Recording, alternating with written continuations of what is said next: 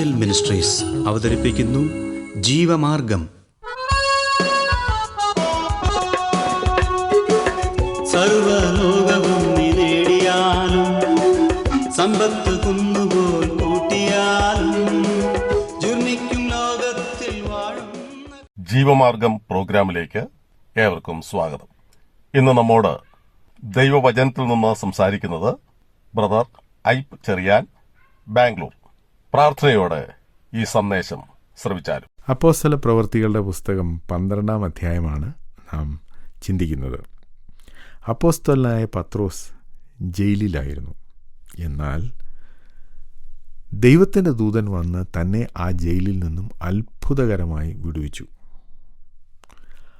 അങ്ങനെ ജയിൽ മോചിതനായ പത്രോസ് യെരുശലേമിൽ തനിക്ക് വേണ്ടി പ്രാർത്ഥിച്ചിരുന്ന സഹോദരന്മാരുടെ അടുത്ത് പോയി അവിടെ നിന്ന് രാത്രിയിൽ തന്നെ വേറൊരു സ്ഥലത്തേക്ക് പോയി പിന്നീട് താൻ കൈസരിയിലെത്തി. ഈ കാര്യമാണ് നാം ഇന്ന് ചിന്തിക്കുവാൻ പോകുന്നത്. അപ്പോസ്തല പ്രവൃത്തി 12-ാം അധ്യായത്തിൻ്റെ 18 മുതലുള്ള വാക്യങ്ങൾ ഞാൻ വായിക്കുന്നു. നേരം വെളുത്തപ്പോൾ പത്രോസ് എവിടെ പോയി എന്ന് പടയാളികൾക്ക് അല്പമല്ലാത്ത പരിഭ്രമമുണ്ടായി. ഹെരോദാവ് അവനെ അന്വേഷിച്ചിട്ട് കാണായികയാൽ കാവൽക്കാരെ വിസ്തരിച്ച് അവരെ കൊല്ലുവാൻ കൽപ്പിച്ചു. പിന്നെ അവൻ യഹൂദ്യ വിട്ട് കൈസരിയിലേക്ക് പോയി അവിടെ പാർത്തു.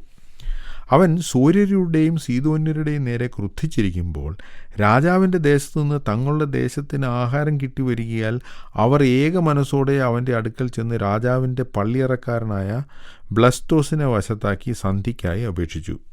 നിശ്ചയിച്ച ദിവസത്തിൽ ഹെരോദാവ് രാജവസ്ത്രം ധരിച്ച് ഭദ്രാസനത്തിലിരുന്ന് അവരോട് പ്രസംഗം കഴിച്ചു. ഇത് മനുഷ്യൻ്റെ ശബ്ദമല്ല, ഒരു ദേവൻ്റെ ശബ്ദമത്രയെന്ന് ജനം ആർത്തു. അവൻ ദൈവത്തിന് മഹത്വം കൊടുക്കായികയാൽ കർത്താവിൻ്റെ ദൂതൻ ഉടനെ അവനെ അടിച്ചു. അവൻ കൃമിക്ക് ഇരയായി പ്രാണനെ വിട്ടു. എന്നാൽ ദൈവവചനം മേൽക്കുമേൽ പരന്നുകൊണ്ടിരുന്നു. ബർന്നബാസും ശൗലും ശുശ്രൂഷ നിവർത്തിച്ച ശേഷം മർക്കോസ് എന്ന് മറുപേരുള്ള യോഹന്നാനെയും കൂട്ടിക്കൊണ്ട് യെരുശലേം വിട്ട് മടങ്ങിപ്പോന്നു. പത്രോസ് തടവിൽ നിന്ന് രക്ഷപ്പെട്ടത് പടയാളികൾക്ക് വലിയ പരിഭ്രമമുണ്ടാക്കി. കാരണം കൊല്ലുവാനിട്ടിരുന്ന പത്രോസ് രക്ഷപ്പെട്ടാൽ പത്രോസിനെ കൊല്ലുന്നതിന് പകരം കാവൽക്കാരായ പടയാളികളെ കൊല്ലും. അതുതന്നെയാണ് സംഭവിച്ചത്. സഭയെ നശിപ്പിക്കുവാൻ, ദൈവമക്കളെ കൊല്ലുവാൻ, അപ്പോസ്തലന്മാരെ ഇല്ലാതാക്കുവാൻ ശ്രമിച്ച ഹെരോദാവ് അവസാനം പത്രോസിന് കാവൽ നിന്ന് പടയാളികളെ കൊന്നു. 16 പടയാളികളെങ്കിലും കൊല്ലപ്പെട്ടിട്ടുണ്ട്. ഇവിടെ നഷ്ടമാർക്കാണ്? ഹെരോദാവിനാണ്. ഹെരോദാവിൻ്റെ നല്ല കുറേ പടയാളികൾ ഇല്ലാതെയായി. ഇതാണ് ക്രിസ്തു മാർഗത്തിനെതിരെ പ്രവർത്തിക്കുന്ന ഓരോരുത്തർക്കും സംഭവിക്കുന്നത്. അത് ഇന്നും സത്യമാണ്. പത്രോസ് അങ്ങനെ കൈസരിയിലെത്തി എന്ന് നാം വായിക്കുന്നു. പത്രോസ് അവിടെ പിന്നെ എന്തു ചെയ്തു? ആ കാര്യങ്ങളൊന്നും ഇവിടെ എഴുതിയിട്ടില്ല. പക്ഷേ ഈ അധ്യായത്തിൻ്റെ അവസാനം ഹെരോദാ രാജാവിനെക്കുറിച്ചാണ് എഴുതുന്നത്. ഈ ഹെരോദാവിനെക്കുറിച്ച് ലൂക്കോസ് തൻ്റെ സുവിശേഷത്തിലും എഴുതിയിട്ടുണ്ട്, മറ്റു സുവിശേഷങ്ങളിലും നമ്മൾ വായിക്കുന്നുണ്ട്. ഈ ഹെരോദാവ് അസാൻമാർഗിയായ ഒരു വ്യക്തിയായിരുന്നു. സഹോദരൻ്റെ ഭാര്യയെ കൈവശമാക്കിയ ഹെരോദാവ്. യോഹന്നാൻ സ്നാപകൻ അതിനെ വിമർശിച്ചു.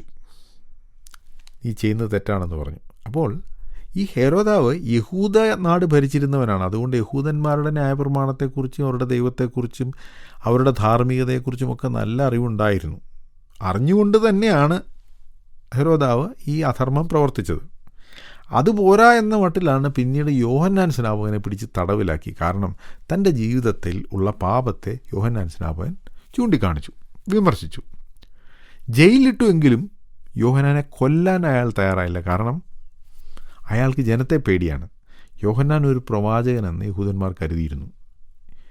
യോഹന്നാനെ കൊന്നാൽ അത് അയാൾക്കെതിരാകുമെന്നൊരു ഭയം അയാൾക്കുണ്ടായിരുന്നു.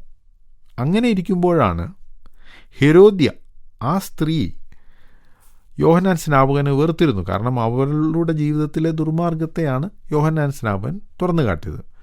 അവളുടെ മകൾ, അല്ലെങ്കിൽ ഹെരോദാവിൻ്റെ മകൾ ഒരു നൃത്തം ചെയ്തപ്പോൾ ഹെരോദാവിനത് ഇഷ്ടപ്പെട്ടു. നിനക്ക് എന്ത് വേണമെന്ന് ചോദിച്ചു.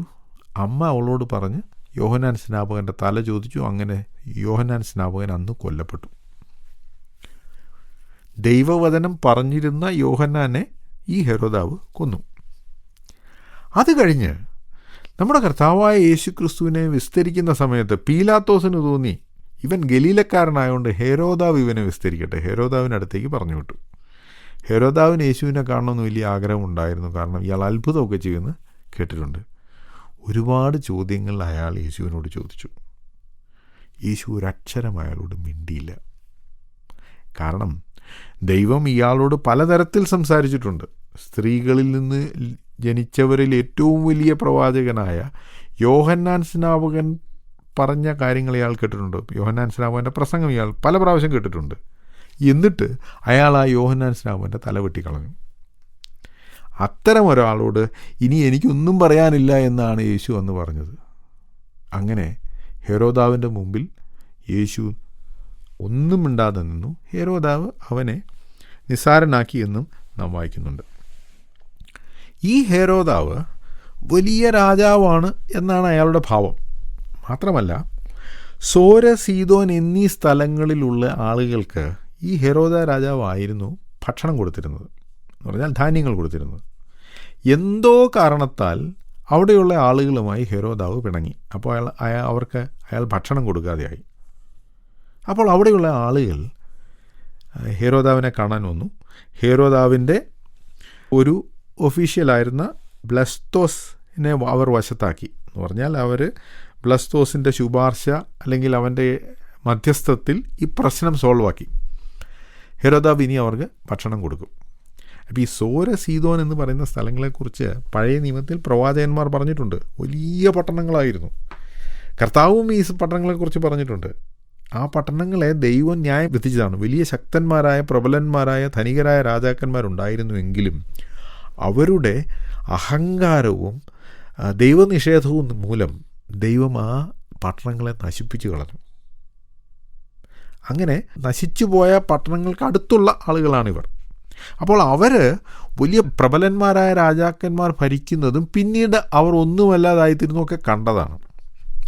അവിടെയുള്ള രാജാക്കന്മാരെയൊക്കെ അപേക്ഷിച്ച് നോക്കുമ്പോൾ ഹെരോദാവ് വളരെ ചെറിയൊരു രാജാവായിരുന്നു. എങ്കിലും ഇപ്പോൾ ഹെരോദാവ് അവരുടെ മുമ്പിൽ വലിയ ആളാകുകയാണ്. ഞാനാണ് നിങ്ങൾക്ക് ഭക്ഷണം തരുന്നത് എന്ന് പറഞ്ഞ് അയാളൊരു പ്രസംഗം പ്രസംഗിച്ചു. അപ്പോൾ ഈ പ്രസംഗം കേട്ടപ്പോൾ കേട്ടിരുന്ന ആളുകൾ പറഞ്ഞു, ഓ, ഇത് മനുഷ്യൻ്റെ ശബ്ദമല്ല, ദൈവത്തിൻ്റെ ശബ്ദം. വാസ്തവത്തിൽ ദൈവത്തിൻ്റെ ശബ്ദം പല പ്രാവശ്യം കേട്ടയാളാണ് ഹെരോദാവ്. ഇപ്പോൾ അയാൾ പറയുന്നത് ദൈവത്തിൻ്റെ ശബ്ദമാണെന്ന് ആളുകൾ പറഞ്ഞപ്പോൾ അയാൾ വിചാരിച്ചു, ആ ശരിയാണ്, എൻ്റെ പ്രസംഗം വളരെ നല്ലതാണ്, ഞാൻ പറയുന്ന കാര്യങ്ങളൊക്കെ അവർ അംഗീകരിക്കുന്നു. അവിടെ ലൂക്കോസ് എഴുതിയിരിക്കുന്നത് ഈ ഹെരോദാവ് ദൈവത്തിന് മഹത്വം കൊടുത്തില്ല, അത് മാത്രമേ അയാൾ ചെയ്തുള്ളൂ. ഉടനെ, ആ വാക്ക് അവിടെയുണ്ട്, ഉടനെ ദൈവത്തിൻ്റെ ദൂതൻ അവനെ അടിച്ചു. അവൻ ഇനി ഒട്ടും സമയം ദൈവം കൊടുത്തില്ല. ഇനി മാനസാന്തരത്തിന് യാതൊരു അവസരവുമില്ല. യോഹന്നാനെ കൊന്നവൻ, യേശു ക്രിസ്തുവിനെ നിസ്സാരനാക്കിയവൻ, യാക്കോബിനെ കൊന്നവൻ, പത്രോസിനെ കൊല്ലാൻ ശ്രമിച്ച് യഹൂദന്മാരുടെ പ്രീതി സമ്പാദിക്കാൻ നോക്കിയവൻ. എന്തിനാണ് പത്രോസിനെ കൊല്ലുന്നത്? ദൈവത്തിൻ്റെ ശബ്ദം ഇനി ആളുകൾ കേൾക്കരുത്. ഇവർ പറയുന്നത് ദൈവശബ്ദമാണെന്നും ഹെരോദാവിന് അറിയാമായിരുന്നു. അതിന് ശ്രമിച്ച ഹെരോദാവ് താൻ പറയുന്നതാണ് ദൈവശബ്ദം എന്ന് ഒരു നിമിഷം ചിന്തിച്ചു. ഉടൻ തന്നെ ദൂതൻ അവനെ അടിച്ചു. അവിടെ എഴുതിയിരിക്കുന്നത് കൃമിക്കിരയായി പ്രാണനെ വിട്ടു എന്നാണ്. സാധാരണ ആളുകൾ മരിച്ചു കഴിഞ്ഞാണ്, ശവമായി കഴിഞ്ഞ് കൃമിക്കിരയാകുകയാണ്. ഇയാൾ ആദ്യം കൃമിക്കിരയായി പിന്നെ മരിച്ചു. അങ്ങനെ ഹെരോദാവിൻ്റെ കഥ കഴിഞ്ഞു. ദൈവവചനം പ്രസംഗിക്കുന്നവരെയും ദൈവവചനത്തെയും തടയാൻ ശ്രമിച്ച ഹെരോദാവ് കൃമിക്കിരയായി. അതിനടുത്ത വാക്യം, എന്നാൽ ദൈവവചനം മേൽക്കുമേൽ പരന്നുകൊണ്ടിരുന്നു.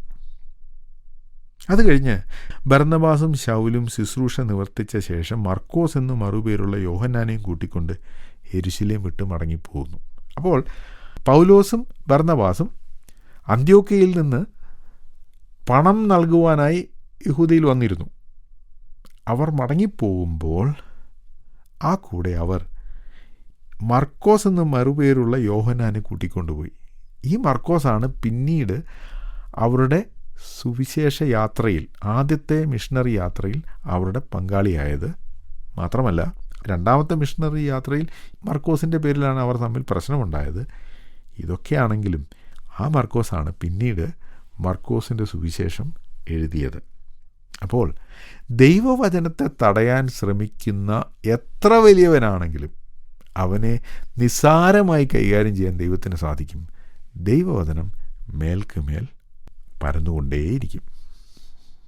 ഈ സന്ദേശം ശ്രദ്ധിച്ച എല്ലാ പ്രിയപ്പെട്ടവർക്കും കർത്തൃനാമത്തിൽ നന്ദി. ബൈബിൾ കറസ്പോണ്ടൻസ് കോഴ്സിൽ ചേർന്ന് പഠിക്കുവാൻ ആഗ്രഹിക്കുന്നവർ മേൽവിലാസം അയച്ചു തന്നാലും പ്രാർത്ഥനാ വിഷയങ്ങളും അറിയിക്കുമല്ലോ.